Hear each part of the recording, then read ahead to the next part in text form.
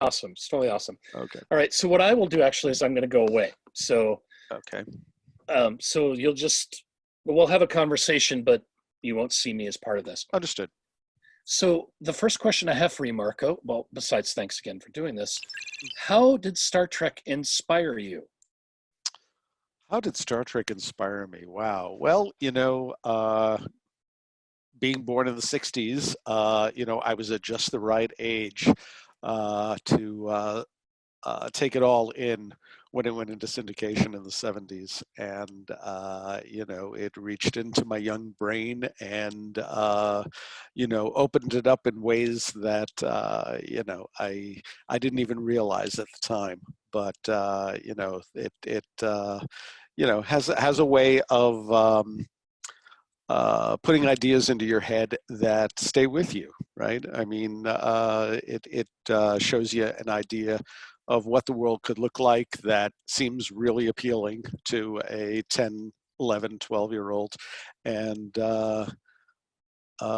made you feel like, wow, wouldn't it be cool if all that was real, and it's the same kind of thing that a lot of different kinds of pop culture phenomena work on the human mind, whether it's superheroes or Dungeons and Dragons or Star Trek, which were all things that I was into at the same time.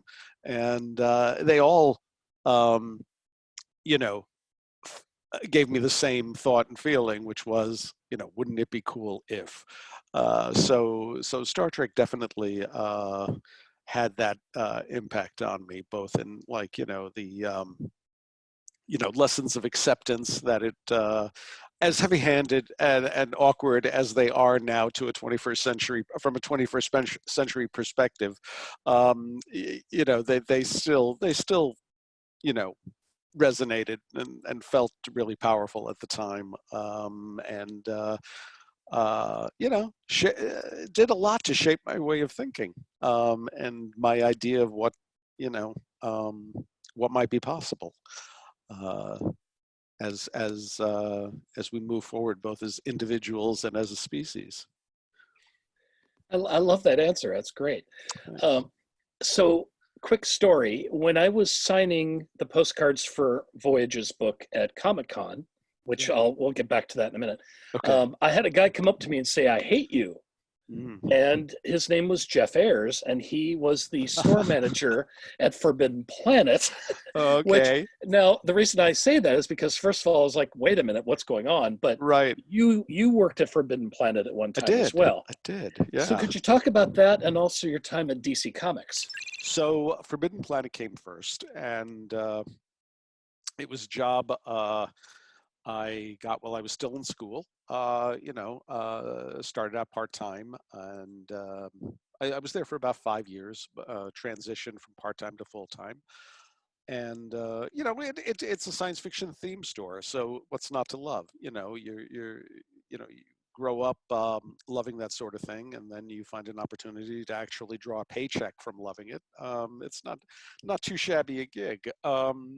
And I've been really lucky that way. My career trajectory, going from a science fiction theme store to DC Comics to Simon and Schuster to Tor Books to Serial Box, has been, I've been a really, really lucky guy. Um, but yeah, Forbidden Planet was basically, helping to run a science fiction theme store. We had comics, we had toys, we had books, and it was in the middle of the '90s, so that was no, I'm sorry, that was late '80s, early '90s. That's right, and it was a blast. Yeah, I mean, we got first look at the weekly comics. We got fresh shipments of new books, including Star Trek books, and I got some schooling in the larger part of the science fiction, fantasy, and horror genres than I would have otherwise had, simply by being in that store every day. And then I was hired 5 years into my time at Forbidden Planet by a manager in the marketing department at DC Comics who was looking for um, to expand his staff with uh, people who had retail comics experience. And we met, we talked, I interviewed, he hired me. And that was awesome. I spent my next 5 years at DC Comics working in the marketing department. I wrote and edited their catalog for a time, and that was a lot of fun. Because I got to know the editors really well. Learned about storylines that were developed way before anybody else would actually see them in print. Made friends with a lot of the writers. Um, it's a really, really wonderful creative environment that I still look back on very fondly. Um, and then I met Margaret Clark there. She was an editor at the time. She later went on to become editor at Simon & Schuster, working in the Star Trek department. And when she was looking to expand her staff, she reached out to me and asked me to apply. And then I did, and I stepped from DC Comics into Simon & Schuster, where I became an actual fiction editor for the first time, working on Star Trek and other media tie-ins. The work you did on Star Trek fiction, I have to say, changed the landscape. And that's very kind of you. I hope in a good way. No, I was going to say, honestly, the writing took a massive upturn in quality, and that's an honest truth. So I'm sort of curious, when you started working on Star Trek Line, what perspective did you bring into that to up that quality? In a nutshell, I mean, to the extent that that is true, I mean, I could not, I can't presume to judge my own work, but I'm glad that you took some pleasure out of it. I simply wanted I wanted personally, and I wanted the writers I worked with to have as much fun as possible with the books that we created. And I had been a lifelong fan of the material. I I was enjoying all the different incarnations of Star Trek, in one way or another, as they were created. And I looked for opportunities to have fun with that stuff in the books. And I wanted them to be well written. I wanted the writers to feel excitement and enthusiasm about the stories I was asking them to write. And I just made those things a priority. So if it worked for some people, great. Tastes vary, so I know it didn't work for everybody. Everybody's got their idea of what the ideal Star Trek book should be, and that's cool. But for those people who enjoyed, the books that came out while I was working there, that's very gratifying. Let's talk about Deep Space Nine, because Sure. you decided, rather than to just do some stories set on the station after the show ended, you kept going with as if there was an 8th season. Right.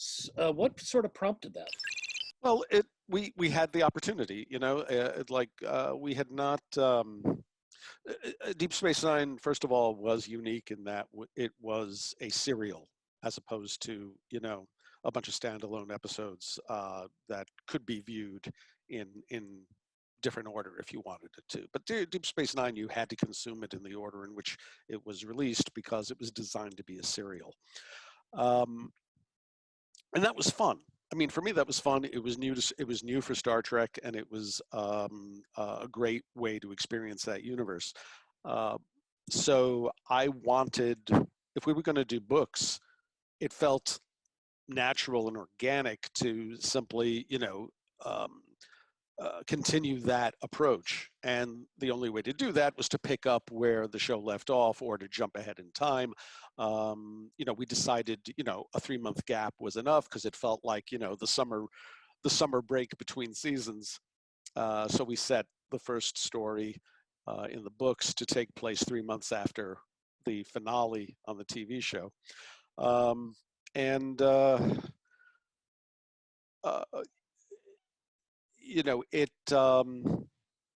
it was a really great opportunity because at that time the studio had no plans to do anything more with the series or with any of the characters featured in it for the foreseeable future.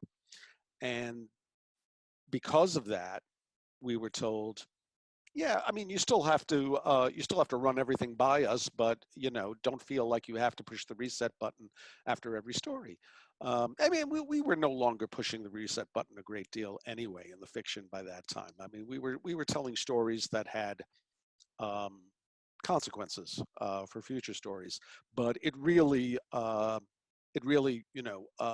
took off that approach took off in a big way with the DS9 novels that were set after the end of the series, and we just decided, okay, one book builds off the one that came before it or all the ones that came before it, and if characters change or die, they change or die, and we work with those changes, and we keep building, and we see what happens. We had a rough blueprint for the first bunch of stories we wanted to do. The blueprint changes as the work unfolds because that's the nature of the creative process. You don't lock yourself into a direction. Once you come up with you come up with ideas, and then you follow them until they don't work anymore, or until you realize, oh, we can make this better by doing something else, or oh, this isn't working, we should try to do this instead. That always happens. It was especially true with getting writers on board with the idea of writing chapters of what became a continuing story. I was especially a fan of the Jem'Hadar character that you guys had created. That was a really Thank cool you. Yeah, idea. so was I. So was I. Yeah, Tyranitar. Yeah, he was a lot of fun to develop with the writers who introduced him and then followed up with him. A lot, but most of them, I think, if not all of them, had a lot of fun writing the new characters we introduced, including Tyranitar. Yeah. I wanted to talk to you about Vanguard as well. That was Sure. a whole new concept series. Yeah. How did that come about? So we were having so much fun, introducing new characters and situations in the 24th century. We had New Frontier, we had Star Trek SCE. I'm trying to remember some of the others. We're planning to do Titan. When Nemesis, after Nemesis came out, and it was established that Will Riker and Troy were going to go on to a starship called Titan that Will was going to command. So we were given leave to run with that idea. But at the same time, I felt like the 23rd century, the period that Kirk and Spock were primarily active in, was being underserved in terms of just exploring the universe beyond the voyages of the Starship Enterprise.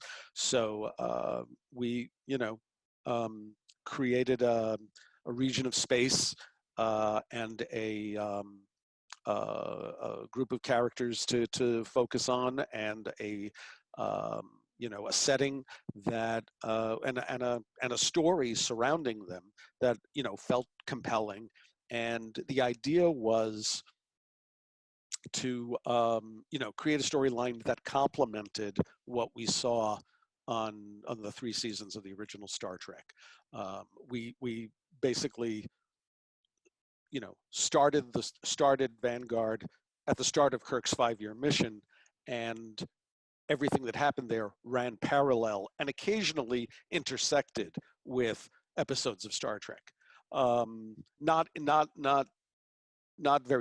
always very tightly, but sometimes just peripherally, and you would get like temporal benchmarks of where during the time of the original Star Trek, when during the time of the original Star Trek that a Vanguard story was taking place. Yeah, and we, some people have likened it to, the TOS version of Deep Space Nine because it was set on a space station.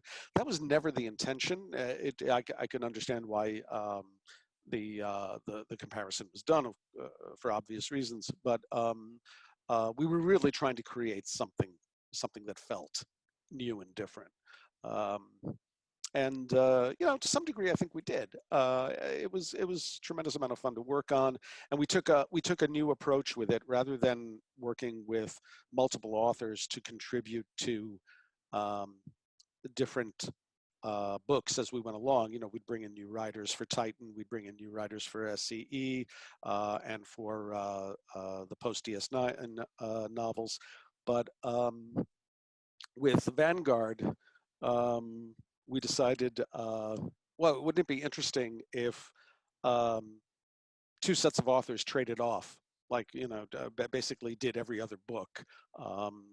We had David Mack doing the first book, and then passing the torch on to Dayton Ward and Kevin Dillmore, who worked in partnership for several of the books. And then it would go back to David Mack for the third book, and then back to Dayton and Kevin for the fourth book, et cetera, until it would just bounce back and forth between them. And it sort of it was a nice bit of synergy, and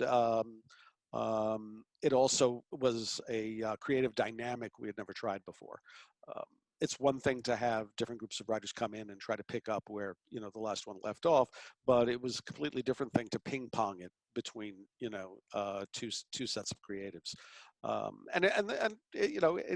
Vanguard ended up having its own unique energy, in part because of that particular creative dynamic. Well, I know that when I talked to them, they said that they always try to close the book so the next person would have a harder time. Yeah, that became a kind of sadistic friendly rivalry between them, and I did nothing to discourage it, I have to tell you. I just thought it made the whole experience a lot more fun, because they would try to basically set things up so that the next guy would be like, what the hell am I supposed to do with this? And it would lead to a lot of interesting creative choices that, the Vanguard Bible, when we created it had a plan, but the plan changed over time, partly as a consequence of that one-upmanship that the authors had with each other, that friendly little challenge to each other, to okay, let's see what you can do with this. Yeah, that was one of the more fun things about working on that project. That's I love that series. I'm glad. So you mentioned Titan as well. Yeah. Did you plan when you started Titan to sort of make it the most alien-centric series? Yeah, I think. I mean, if I'm being honest, in retrospect, it was probably more heavy-handed than I intended it to be. That's not the fault of the writers. That's my fault. I wanted it to be, spiritually, idealistic. I wanted it to be inclusive. I wanted it to be. I wanted it to be different in the sense that it would be, the majority of the crew would be aliens instead of humans, that the humans would make up the minority.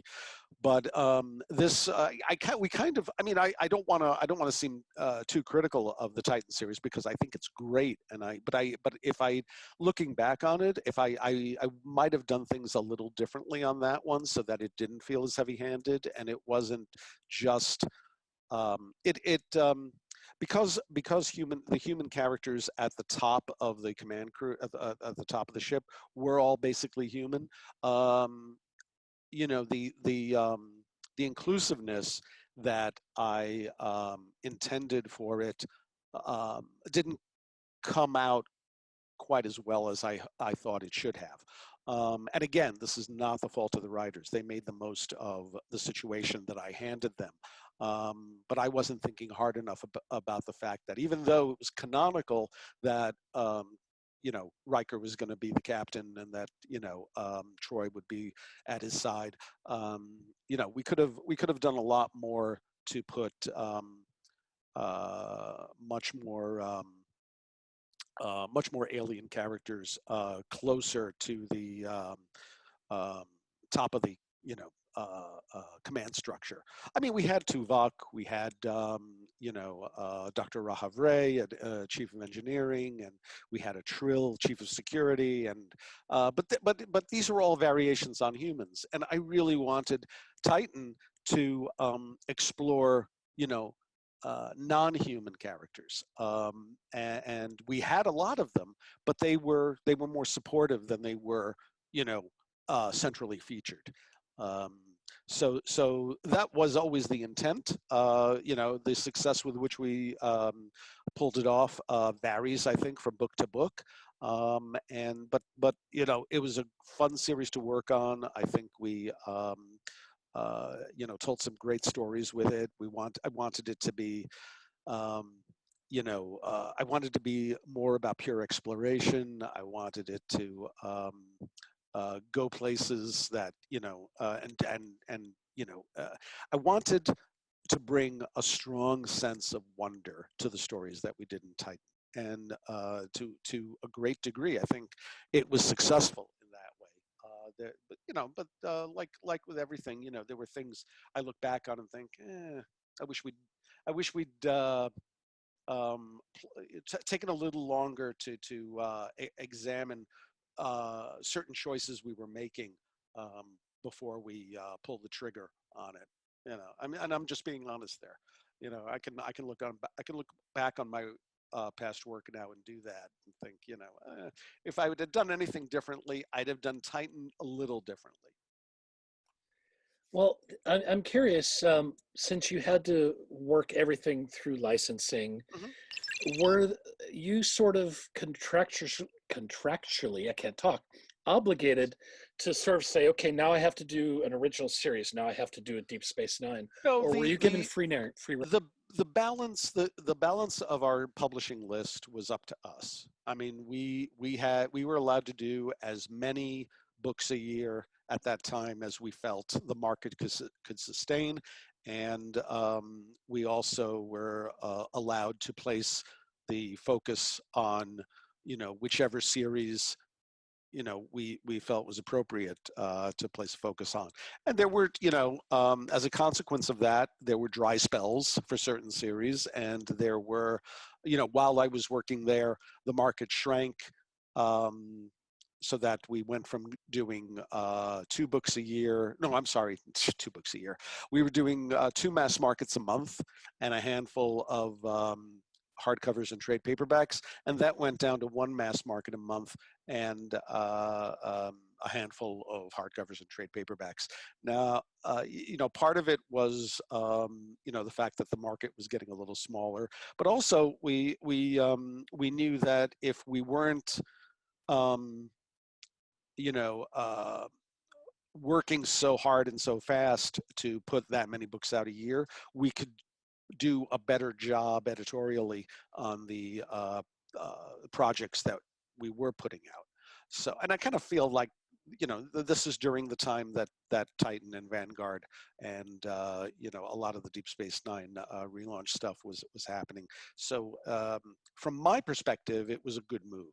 You know, a lot of our hardcore readers complained about the reduced output, but you know, from a creative standpoint, it made absolutely perfect sense. No, I have to agree with that, actually. And of course, now if you look at the line, they're doing 1 trade paperback maybe every 3 months. Okay, Yes. I wasn't even aware of that. I haven't kept up, unfortunately. But Yeah. yeah, It's okay, drastically dropped. Yeah. okay, yeah. Um, Well, that's not entirely surprising. I mean, it's the market has changed considerably at every level of publishing. It's not just Star Trek. Publishing is a different world from the one it was back in the early aughts or the late aughts when I left Simon and Schuster. Um, so yeah, I it's, what you're telling me is news, but it's not surprising news. was there something you were not able to achieve while you were at Simon and Schuster? Um, Something I was not able to achieve. Well, I wasn't able to close out my, some of the storylines I had in play. That was a disappointment because I mean, for anybody who doesn't know, anybody who's listening, my job at Simon and Schuster ended in December 2008 when the economy imploded, and Simon and Schuster laid off 35 employees on the same day, right? Shortly before Christmas. It wasn't personal. These jobs were eliminated. I was not replaced by anybody.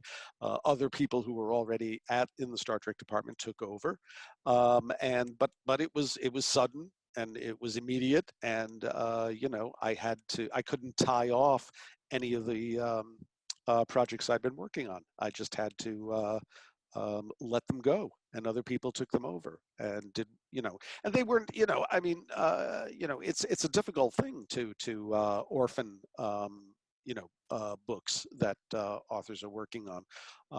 It's hard for the editor, it's hard for the new editor, and it's hard for the writer. This my main regret is not having the time to put a bow on stuff that I had in development. But that would have taken a long time to do. So they would have had to keep me on for another 6 months in order to in order to do that. Which that's 6 months notice is unheard of. So I don't blame anybody for that. So you helped launch some writers Yeah. in their careers, including me, Oh. and and I thank you for that so much. And You're very welcome.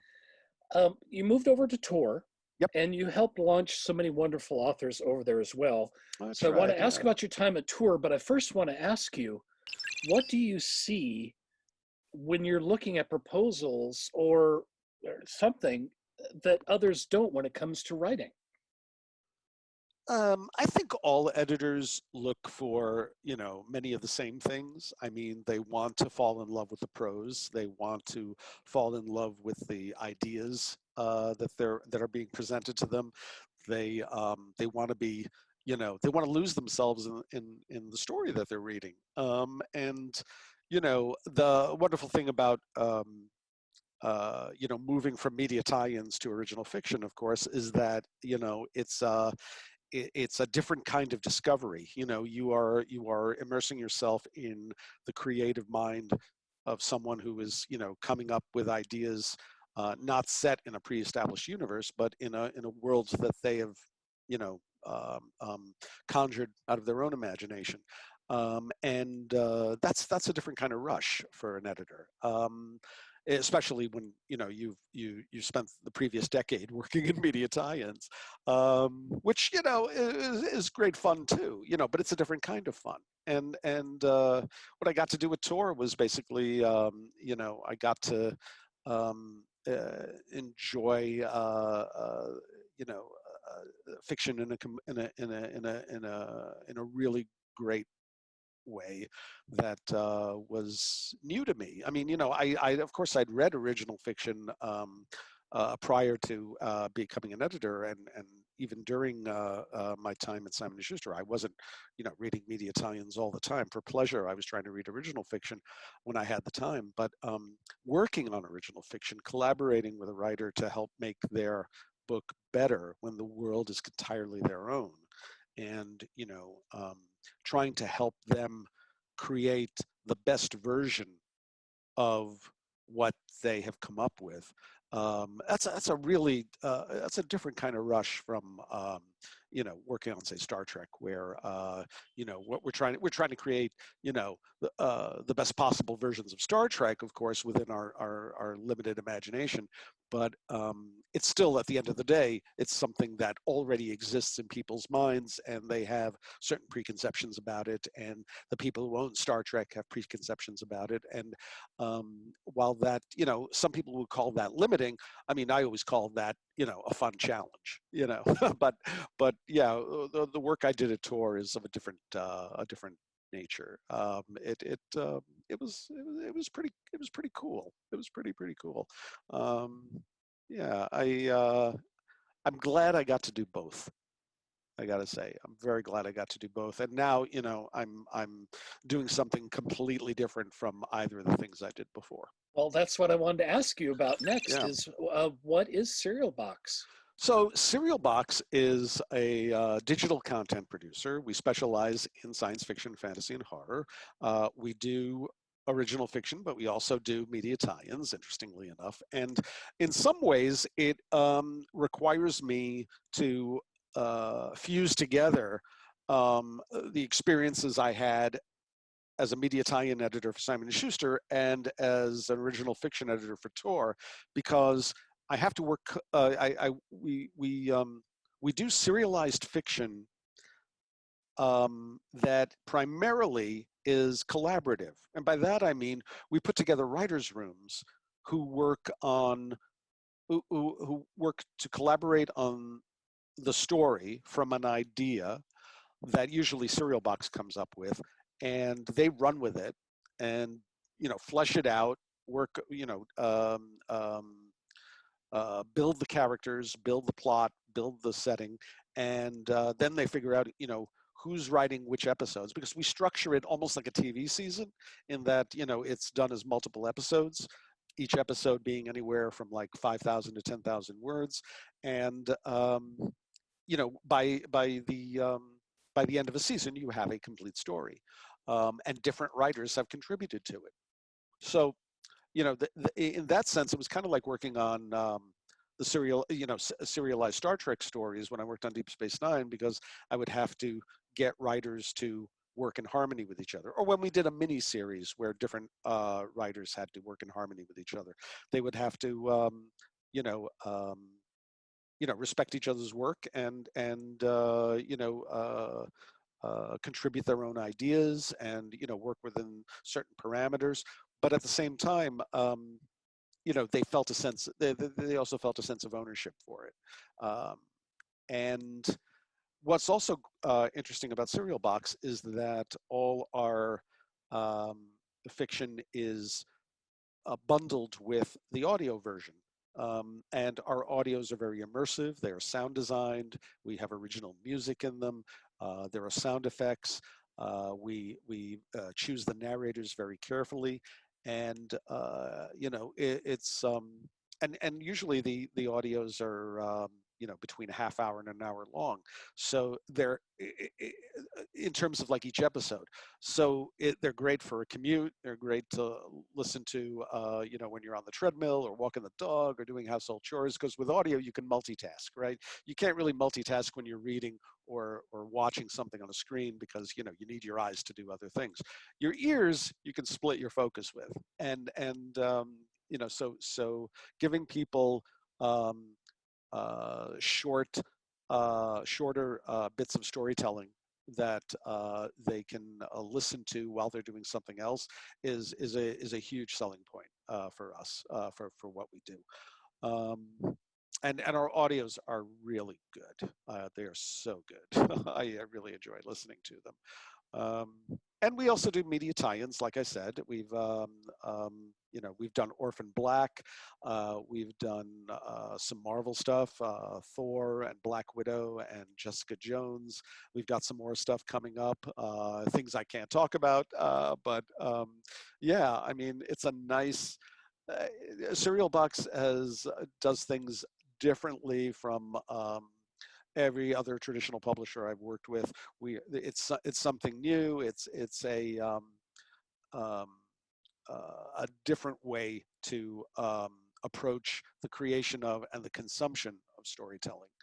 And I'm just excited to be a part of it because it takes the best of, the different aspects of my career and makes the most of them. Do you have plans to expand it beyond the app, like maybe libraries or other forms of distribution? Yeah, we're looking at stuff like that. Yeah, I mean, it's decisions like I'm on the content team, so I'm not usually involved in discussions of that sort until they're pretty far along.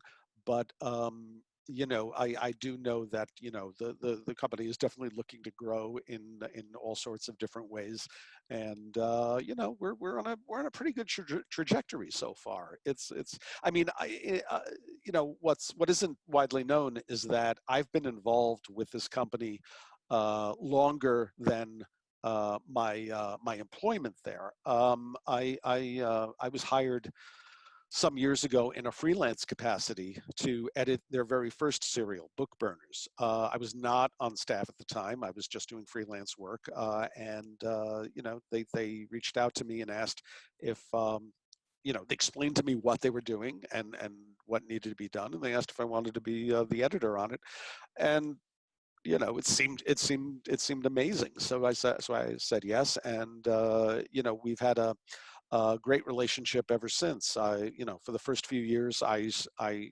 worked for them strictly freelance, and after I left Tor, I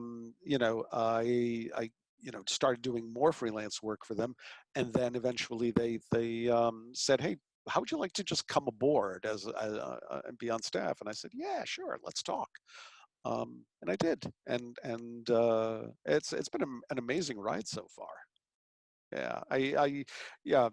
For those listening, if you haven't tried Cereal Box, please give it a shot. It's really cool. Costs nothing to register, and the first episode of everything we publish is free, and you can decide based on that experience if you want to buy the rest of the season. That's so cool.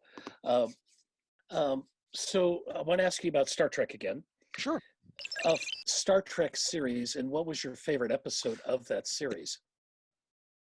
Star Trek series. What was my favorite episode of that series? It's funny what time does to a person, right? I mean, you find your attitudes changing towards certain things sometimes, and I for the longest time um, was in love with the original series, and then TNG came along, and it had its ups and downs, but I generally liked it a lot. It never eclipsed my love of the original, but I loved things about it. I thought there were things that it really did well, and then Deep Space Nine came along, which got off to a rocky start, but then took off like a rocket, and I was totally in. I became completely invested in it, and could not wait for that next episode to come out. So for a while, Deep Space Nine, was my favorite.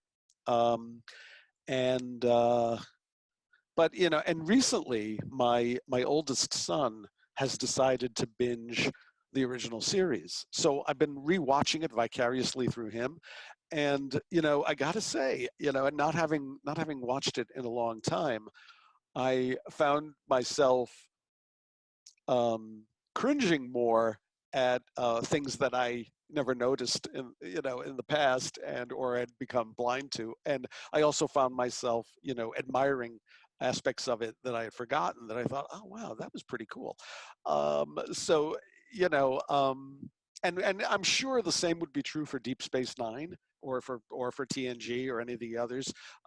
That if I went back after a prolonged period of not watching it, I would start to the things that never bothered me before would start to bother me immensely, and things that um, I had forgotten about would still make me go, oh wow, that was really cool.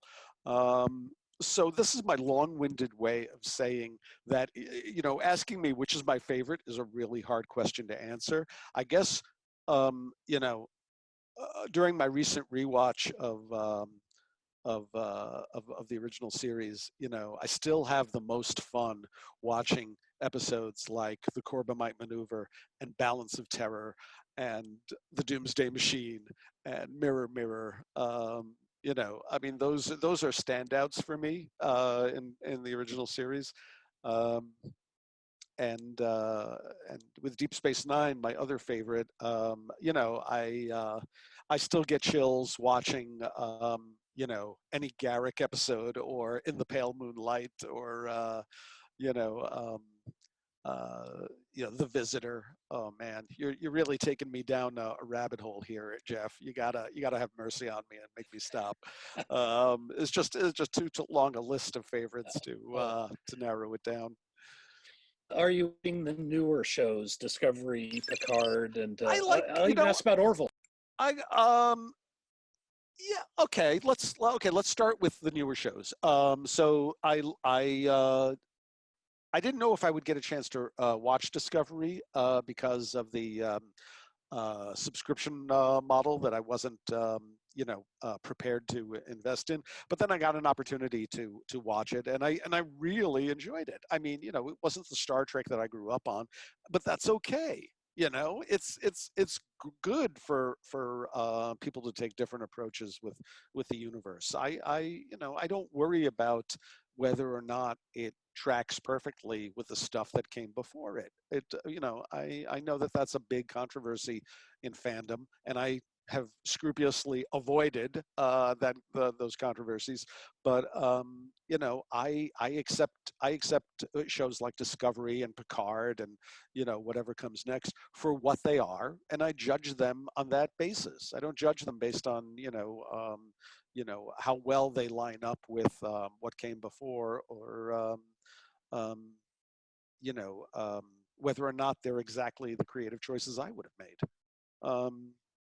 You know, they shouldn't be. That's what makes it fun. It's like, you know, not giving you what you expect, giving them a chance to surprise you and do cool things that you wouldn't have thought of. So yeah, so I dig Discovery. I enjoyed Picard. Um, and yeah, I can't wait to see what the studio brings out next. What do you think of Orville? Orville, right? You did mention Orville.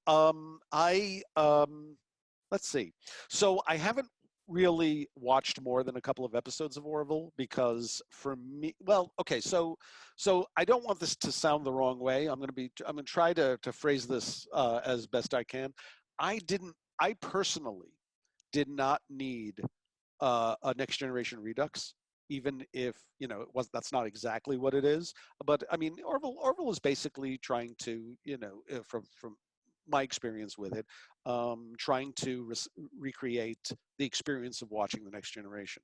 And for some people, that's awesome. I didn't need it. You know, I didn't need a new version of the next generation. And for me, it wasn't different enough to um, make me want to stick with it. But I understand it's very popular, and you know, I hope I do not offend its fans with my personal, you know, lack of interest in it. But you know, the people involved with it are really talented and really creative, and you know, that's cool. I mean, I still, you know, if I had a choice, I would still choose Galaxy Quest over the Orville. In terms of, like, you know, Star Trek parodies. But yeah, I mean, you know, it's you know, it's it it does good stuff, but it's not my cup of tea. We're almost done, actually. Okay. Why do you think Star Trek has endured? Why has Star Trek endured? I guess because it, you know, always has,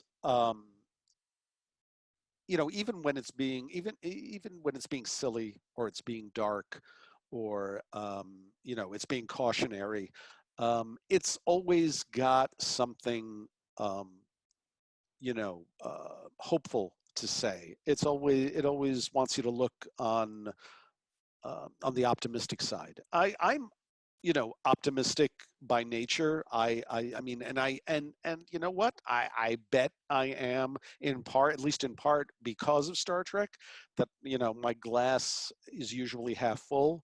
That you know, if things go bad, my first instinct is to try to figure out well, how do we make them better?